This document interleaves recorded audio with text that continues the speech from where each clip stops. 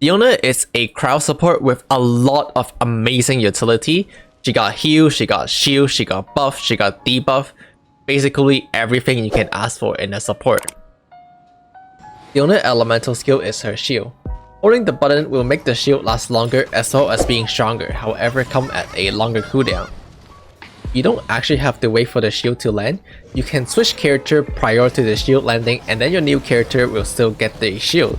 This is a neat animation cancel that you can do and it's very easy to do. You can tap the shield if you're looking for a quick cryo application, for example like a superconduct for your razor, however there's not much reason to tap it otherwise. In terms of cryo application, tapping it will apply weak cryo once, but holding it will apply weak cryo twice. There's no such thing as tapping it for the lower cooldown, so you can apply more cryo, and instead because you can just hold it to apply more cryo anyway.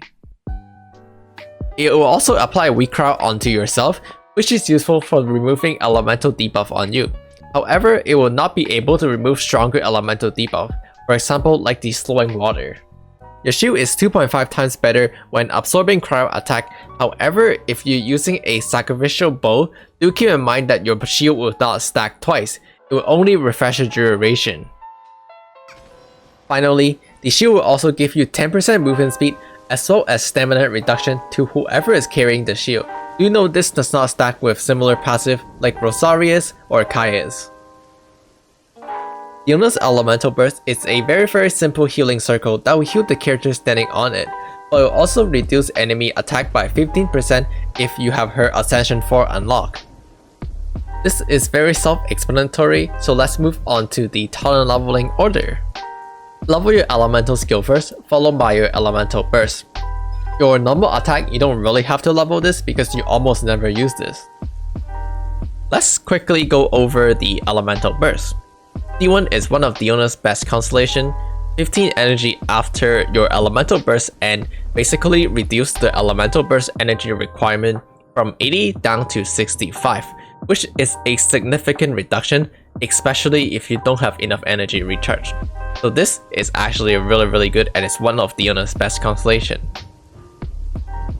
Constellation 2 is not bad. Increase your elemental skill damage by a little bit, as well as your shield by a little bit. More importantly, it gives your teammate the shield as well in co-op, although it's only 50% of the shield strength. So keep in mind of that. Constellation 3, your standard 3 level increased talent. Constellation 4 is completely useless. You basically never use charge attack on Diona unless you're going for like meme DPS build, so there's not really a point of this at all. Constellation 5 is another 3 level standard increased talent. T6 is really good on Diona. It gives you more healing when you're low, which is when you need healing the most. More importantly is that the 200 elemental mastery, when your HP is above 50%, is actually a decent amount of damage increase for a vaporize or melt type of character like Hu Tao. In fact, Hu Tao used Diona really well, so this 200 elemental mastery is wonderful.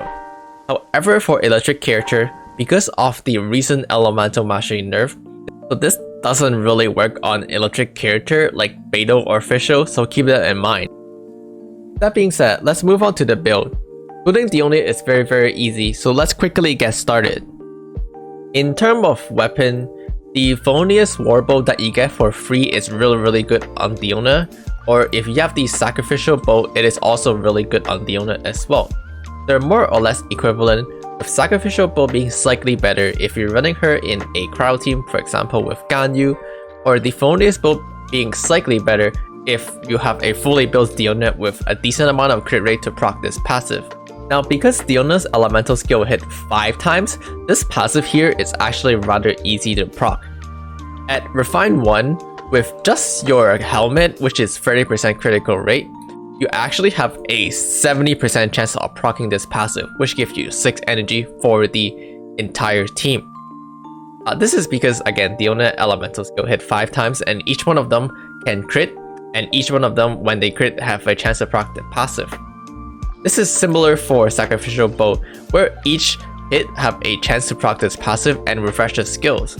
So as it turned out at Refine 1, you have more than 90% chance to proc the passive.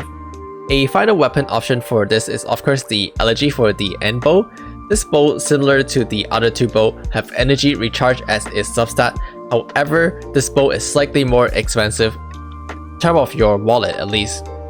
You can proc the passive using your elemental burst, but it will be slow to proc it, although it will still proc it. So it's a considerable option for Diona if you do have it, but if you don't, then it's whatever. For your artifact set, just like other support, the noblest sets is simply the easiest to go to, giving your party a 20% attack buff. Now, of course, something else you could run is the 4-set maiden set, which gives you 35% total healing effectiveness when you use your elemental burst, and give you a lot of healing if you do need the healing. However, personally, I don't like this because Diona already have a shield, which prevent you from taking damage already. So I don't really think you need that much healing, and I much more rather opt for the offensive option, which is the 4-set noblest. Something else you could do when your Diona is ungeared is to do the 2 Maiden 2 Exile set or the 2 Scholar, which both give you 20% energy recharge. The reason you do this is because when you're ungeared, you don't have that much energy recharge, which make her elemental burst slightly harder to fund, as they have a high energy cost after all. Especially if you don't have a second cryo character in your party. For example, if you're pairing her with like your Hu Tao and you don't have Kaya in your party. For Mainstat, you can go HP percent or you can go healing on your circlet. It is preference. Healing will give you, of course, more healing on your elemental burst, while HP will give you a bigger shield. Personally, I opted for HP because I like the shield better. For Goblet, it's pretty much always HP percent. For your Sands, either energy recharge or HP percent are fine. HP percent will give you a bigger shield as well as more heal. However, energy recharge will help you fund that 80 elemental burst a lot. And it's really helpful, especially when your Diona is ungeared or you just don't have Consellation 1 or you don't have her in a cryo team, which again make her elemental burst slightly harder to fund. For your substat, you can look for anything with high energy recharge or HP, but personally, I would just suggest you to only focus on the main stat. I don't think that optimizing for a substat for a support like Diona is worth. You can just rely on the main stat alone and it's good enough. Naturally, being a healer and shielder, Diona can easily fit into any team, but some of the best team you can fit for her are like the Hu Tao team. Hu Tao uses Diona really well because not only Diona is able to provide stamina reduction for Hu Tao to do charge attack, Diona can also occasionally provide the cryo for Hu Tao to do melt type of reaction. Diona also slot really well into your permafreeze team. For example, on the screen we have the most meta permafreeze team, which is the Ganyu Venti Mona. Some people call this the Morgana team. And Diona worked really well because she provides the second cryo, which lets you proc the elemental resonance as well as fill the healing slot and the shielding slot in this team, because this team doesn't need damage anymore with the Mona extension. So the utility that Diona provides is really good. Now you can do this with your other permafreeze team as well, and this is of course not limited to just this. So for example, you can replace the Ganyu with Kaya, replace the Mona with Xingqiu, and then I don't know, something else in here, maybe Chongyun, or any other stuff, Rosaria, Childe. But again, you can see that Diona provides the second cryo really well, as well as conveniently is the healer slot. So Diona slots just perfectly in here. Finally, people in the Chinese community like to put Diona in their Diluc team, which gives you 10% movement speed and help you proc Dragon Strike. As a final remark, I think Diona is a really good and amazing support. She provides a lot of different utility, and I'm really glad that every free-to-play player is getting a free copy of her. Or maybe you already got a copy of her from the recent Zhongli banner. Anyway, with Diona, even at low investment, she can do really well. For example, mine is only at level 60, and you can see that my talents are not really that high level. However, I still frequently use her.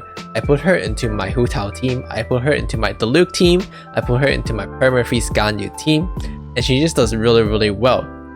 That pretty much is for this video, and honestly there's not much to say about Diona. She is rather straightforward and she's very easy to build. So I apologize that this video is a bit plain and probably very boring. However, I still wanted to try to teach you how to build Diona just in case you're getting her for the first time. And again, she is really amazing, so you should definitely try her out. Anyway, don't forget to like, comment, and subscribe, and I'll see you guys next time.